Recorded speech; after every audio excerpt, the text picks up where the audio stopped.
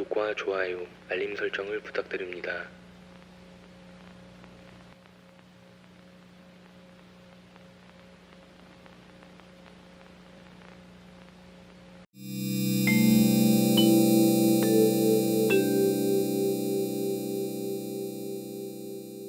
병원에 입원해 있던 A씨는 자신이 사랑하는 여자를 위해 자신의 병을 고치는 것에 사력을 다했다.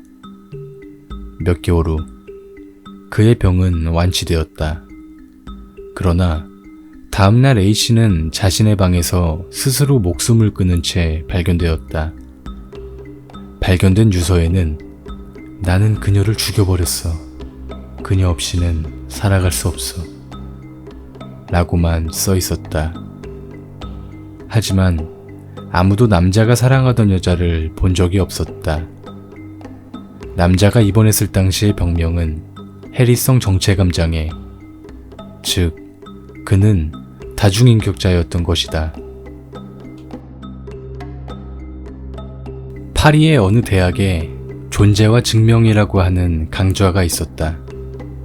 하지만 너무나 난해한 내용에 수강하는 학생은 계속 줄어들었고 마침내 폐지하는 것이 정해졌다.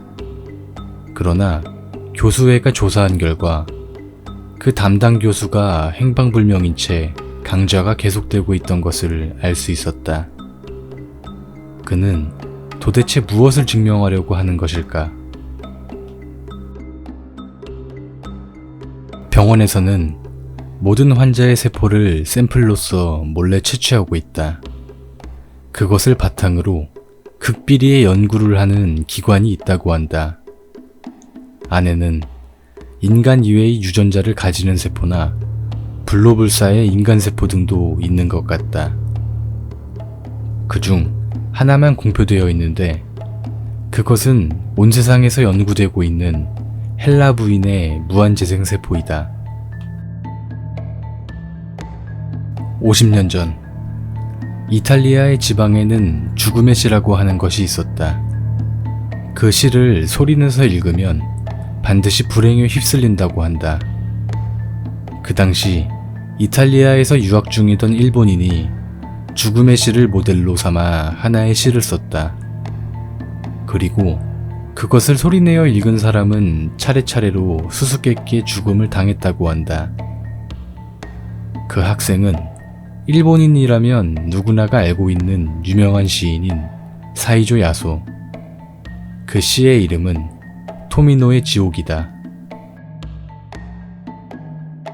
1991년 6월 4일 워싱턴주에 있던 한 병원에서의 이야기이다. 뇌종양을 앓고 있던 여성 환자를 CT 촬영으로 진찰하고 있던 중 낙뢰와 누전으로 인한 정전으로 병원 내의 모든 기계가 멈추었고 그 폭발적인 누전은 CT 촬영을 받고 있던 환자의 머리 부분을 태워 사망시켜버렸을 정도로 격렬했다. 하지만 다음 날부터 병원 컴퓨터의 모니터에는 이상한 메시지가 마음대로 표시되었다. 응? 여기는 어디야? 2002년 7월 6일 러시아에서 온 학자가 시간을 역행시키는 이론을 발견했다. 학자의 이론에 의하면 일정 조건을 채운 격리 공간에서만 가능했다. 학자는 신속하게 실험을 착수했다. 2002년 7월 7일 연락을 받은 조수가 실험실을 찾았지만 실험실이 있던 공간에는 아무것도 없었다고 한다. 학자는 이론을 발견하기 전으로 시간여행을 하여 이론의 발견과 실험을 반복하는 끝없는 역행을 하고 있다고 한다. 식용버섯의 한 종류가 갑자기 독성을 강하게 품어버려서 식용에 적합하지 않게 되었다고 한다. 독을 가진 종류는 서서히 증가하고 있고 계속 이대로 증가하면 인류가 모든 버섯을 먹을 수 없게 되는 날이 올지도 모른다. 하지만 문제는 그것만이 아니다.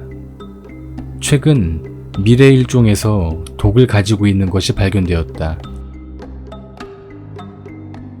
다빈치 코드라고 하는 소설을 아는 사람은 많을 것이다. 소설에서 소설의 내용은 모두 진실이다 라고 하고 있지만 결국 소설일 뿐이다. 하지만 이 소설은 영화화되었고 기독교는 세계적인 네거티브 운동을 시작했다. 마치 그 이야기가 진실이라는 걸 스스로 인정하는 것과 같이 말이다. 군용기 사고는 보험에 해당되지 않는다. 보험을 받아주는 회사가 없기 때문이다. 그러나 이스라엘의 어떤 보험회사만큼은 면밀한 조사와 고액의 월 납입금을 조건으로 전차나 전투기에 대한 보험을 받아들이고 있다. 하지만 우연인지 이 회사의 보험이 걸린 군용기들이 적에게 파괴된 사례는 한 건도 없었다. 1998년 미국 캘리포니아에서의 사건이다. 어느 주유소에서 폭발 사고가 일어났다. 원인은 극도의 건조함에 의한 정전기였다. 다행스럽게도 폭발에 직격당했음이 분명한 점원과 차의 운전자는 무사했고 사람들은 신의 가호 덕분이라며 기뻐했다.